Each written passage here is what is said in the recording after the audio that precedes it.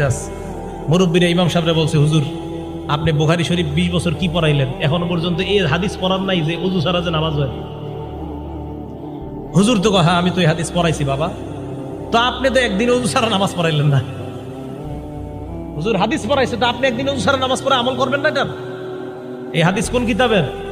ভাই কথা বুঝেন, এই হাদিস বুখারী শরীফের। আপনি একদিন ওযু ছাড়া নামাজ পড়াইবে, আমল করবেন না? হুজুর বললেন যে ভাই উম্মতের ঘুম আর নবীদের ঘুমের মাঝে পার্থক্য আছে। ওই সেগুলো দেশে বুঝাই দিল, কি পার্থক্য? নবী যখন ঘুমায় তার চোখ ঘুমায়, অন্তর ঘুমায় না। উম্মত যখন ঘুমায় তখন উম্মতের চোখ ঘুমায়, অন্তর ঘুমায়। নবী যখন ঘুমায়, বুখারী হাদিস নাম্বার 7281 নাম্বার হাদিসে আছে, ইন্নাল আইনা নাইমা ওয়াল কলবা ইয়াকযান।